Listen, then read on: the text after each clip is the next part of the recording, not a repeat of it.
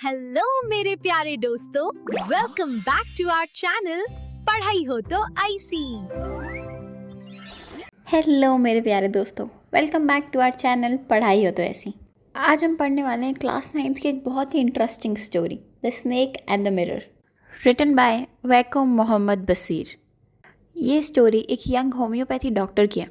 Doctor एक छोटे से रेंटेड अपार्टमेंट में रहते थे, ना इलेक्ट्रिसिटी ना फैन, और रूम में बस चूहे ही चूहे। मतलब कोई घर आता था तो ऐसा लगता था जैसे डॉक्टर और चूहे दोनों रूम शेयर करके रहते हैं, इतने ज़्यादा चूहे थे उनके रूम में। डॉक्टर बताते हैं कि एक रात जब मैं डिनर करके वापस आ रहा था, करीबन रात के 10 बजे के आसपास, तो मैं जैसे ही रूम में घुसा मुझे चूहों की आवाज़ आने लगी। और क्योंकि यहाँ पे कोई इलेक्ट्रिसिटी नहीं थी तो उन्होंने अपने पॉकेट से माचिस निकाल के कैरोसिन लैंप जलाया, मतलब जिसको हम हिंदी में लालटेन बोलते हैं ना, वो। डॉक्टर बताते हैं कि मैंने उस टाइम पे अपना मेडिकल करियर स्टार्ट ही किया था, इसलिए मेरी कमाई बहुत कम होती थी, एकदम ना के बराबर।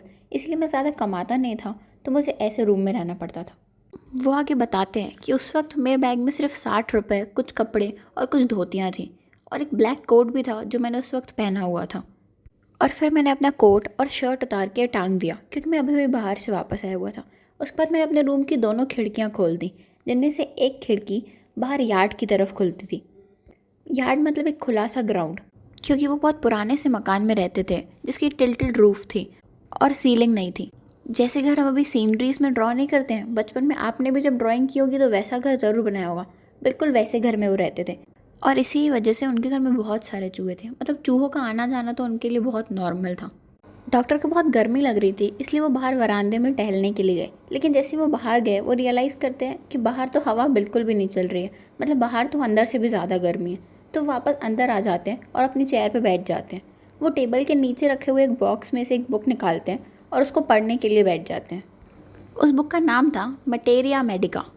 जिस टेबल के पास वो बैठे हुए थे उस टेबल पे एक बड़ा सा मिरर रखा हुआ था और उसी के पास में एक कंघी रखी हुई थी। डॉक्टर वहाँ मिरर के सामने बैठ के अपने आप को एडमायर करने लगे और अपने बाल संवारने लगे। एक तो यार ये लड़कों को अपने बालों से पता नहीं क्यों इतना प्यार होता है, हर 2 मिनट में इनको अपने बाल बनाने होते हैं। डॉक्टर भी बिल्कुल वैसे ही थे, वो अपने बाल बना रहे थे, मिरर में खुद को देख रहे थे और वो चाह रहे थे कि उनके बाल, यहाँ तक कि वो भी एकदम परफेक्ट लगें। डॉक्टर बताते हैं कि उस टाइम पर उनकी शादी भी नहीं हुई थी, और क्योंकि उनका करियर अभी अभी स्टार्ट हुआ था एज अ डॉक्टर, तो वो चाहते थे कि एक अच्छी सी डॉक्टर लड़की उनसे अट्रैक्ट हो जिनसे वो शादी कर पाएँ, और वो जिस भी रूम में जाएँ उनको वहाँ प्रेजेंस फील हो। और ये कब फील होता है, जब हमारी पर्सनैलिटी या हम खुद अच्छे दिख रहे होते हैं, क्योंकि हर कोई सबसे पहले हमें हमारी अपीयरेंस से जज करता है। ये सब सोचते टाइम उनको फिर से ऊपर से एक और आवाज़ सुनाई दी, चूहों की ऑब्वियसली, पर उनका ध्यान खुद में इतना ज़्यादा खोया हुआ था कि उन्होंने चूहों की तरफ ध्यान ही नहीं दिया। इसके बाद वो बोलते हैं कि मैंने मिरर में खुद को देखा और मैंने सोचा कि मैं एक मुस्टैश रख लेता हूँ, यानी कि मूंछ, उससे मैं और भी ज़्यादा अट्रैक्टिव लगूंगा। और क्योंकि मैं एक डॉक्टर हूँ और ऑब्वियसली एक हैंडसम बैचलर हूँ, तो बहुत सारी लड़कियाँ मुझसे अट्रैक्ट होंगी। और वो इसी तरह खुद को एडमायर करना चालू ही रखते हैं। फिर वो मिरर में देख के स्माइल करते हैं और सोचते हैं वाह यार कितनी प्यारी स्माइल है मेरी, मतलब मैं स्माइल कर रहा हूँ तो और भी ज़्यादा हैंडसम लग रहा हूँ। यही सब सोचते हुए, खुद को एडमायर करते हुए, उनको एक बार फिर से ऊपर से आवाज़ आती है चूहों की, लेकिन वो फिर से चूहों को इग्नोर कर देते हैं।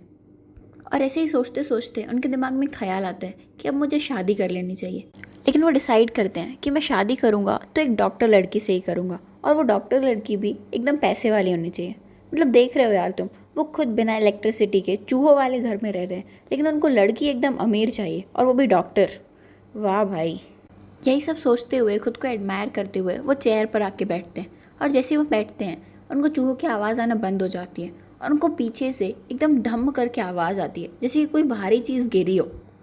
जैसे ही वो पीछे मुड़ के देखते हैं तो उनके कंधे पे एक सांप बैठा हुआ रहता है, और सांप भी कोई ऐसे छोटा वगैरह नहीं, एकदम ऐसे मोटा सा तगड़ा सांप बैठा होता है उनके कंधे पे।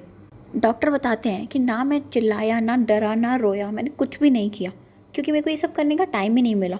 एक ही सेकंड के अंदर वो सांप मेरे शोल्डर से स्लिप होकर मेरे लेफ्ट हाथ पर आके पहुंच गया, और उसने अपनी पूंछ से मेरा पूरा हाथ जकड़ लिया था, और उसका मुंह उसने एकदम मेरे मुंह के सामने रख दिया था, मतलब सिर्फ 3-4 इंचेस की दूरी होगी। मैं एकदम अपनी सांस रोक के बैठा था, बिल्कुल हिल ही नहीं रहा था, जैसे मैं इंसान नहीं कोई स्टैचू हूँ। लेकिन मेरा दिमाग वो प्रॉपरली काम कर रहा था। दरवाज़ा खुला हुआ था, दरवाजे के बाहर पूरा अंधेरा था, सिर्फ रूम में जो लैम्प जल रहा था उसी की रोशनी से मुझे वो सांप नज़र आ रहा था। इसके बाद वो बताते हैं कि मुझे उस टाइम पे फील हुआ कि हाँ, कोई तो क्रिएटर है इस दुनिया का। मतलब यार मुश्किल के टाइम पे तो हर किसी को, यहाँ तक कि एक एथीस्ट को भी भगवान की याद आ ही जाती है। तो फिर ये डॉक्टर भी क्या ही चीज़ थे, उस टाइम पे भगवान की याद आएगी ना इनको भी। तो इसके बाद वो बोलते हैं, मुझे ऐसा फील हो रहा था जिसमें मेरा लेफ्ट आर्म एकदम नम पड़ गया हो, क्योंकि मुझे बहुत भारी फील हो रहा था। वो कोबरा स्नेक इतना मोटा, उसने मेरा पूरा हाथ जकड़ा हुआ था। मुझे इतना ज़्यादा दर्द हो रहा था, वो हैवी स्नेक मेरे हाथ पर बैठा हुआ था और मैं बिल्कुल हिल भी नहीं सकता था, क्योंकि अगर मैं थोड़ा सा भी हिलता तो वो सांप मुझे डस लेता और मैं वहीं के वहीं मर जाता, और क्या। फिर वो डॉक्टर सोचने लगा कि अगर अभी स्नेक ने मुझे काट लिया तो मैं क्या करूँगा, कौन सी दवाई लूँगा। यही सोचते सोचते वो अपने ऊपर हंसने लगे कि मैं कैसा डॉक्टर हूँ, मुझे ये तक नहीं पता है कि अगर इसने मुझे डस लिया तो मैं कौन सी दवाई लूँगा, मैं क्या करूँगा। और उसी वक्त मानो एक मिरेकल होता है कि वो स्नेक अपने राइट साइड देखने लगता है जहाँ पे मिरर रखा हुआ था, और वो मिरर में देख कर एकदम खो जाता है, खुद को ही देखने लगता है। और उसके बाद वो डॉक्टर के हाथ से होते हुए उनके शोल्डर क्रॉस करके वो टेबल पे चला जाता है, जैसे कि वो अपने आप को एकदम क्लोजली देखना चाहता हूँ मिरर में। डॉक्टर ने इस वक्त तक भी अपनी सांस रोकी हुई होती है। उनको उसके बाद जाके रिलीफ फील होता है कि जो सांप है वो उनके हाथ से हट चुका है। वो अपनी सांस रोके हुए कुर्सी से उठते हैं और बाहर वरांदे की तरफ चले जाते हैं, और फिर वो एकदम घर से दूर भाग जाते हैं। और तब तक भागते हैं जब तक वो अपने दोस्त के घर तक नहीं पहुंच जाते हैं। फिर वो बोलते हैं, मैंने वहाँ जाके एक चैन की सांस ली, नहाया और कपड़े चेंज करके सो गया। फिर सुबह को 10 साढ़े 10 के आसपास मैं अपने दोस्त और बाकी कुछ लोगों को लेकर अपने रूम पे गया, ताकि मैं अपना सामान वगैरह उठा के शिफ्ट हो पाऊँ। लेकिन जैसे ही वो अपने रूम पे जाते हैं तो वो देखते हैं कि उनके रूम पे चोरी हो चुकी होती है। मतलब उनका एक भी सामान वहाँ बचा हुआ नहीं होता है। सिर्फ एक चीज़ जो चोर उनके लिए छोड़ के गया होता है, तो वो उनकी होती है एक डर्टी वेस्ट, यानी कि उनकी मैली बनियान जो वहाँ पे टंगी हुई थी। उसके अलावा चोर सब कुछ चुरा कर जा चुका होता है। और ये बताते हुए डॉक्टर हंसने लगते हैं। और इसी के साथ ही यहाँ पे ये फ़नी स्टोरी ख़त्म होती है। आई होप आप लोग को ये स्टोरी और इसका एक्सप्लेनेशन दोनों अच्छे लगे हों। अगर अच्छे लगे हैं तो इस वीडियो को लाइक, कमेंट और शेयर ज़रूर कर देना, और हमारे चैनल को सब्सक्राइब तो करना ही है आप लोगों को। चलो मिलते हैं नेक्स्ट वीडियो में। Till then bye bye.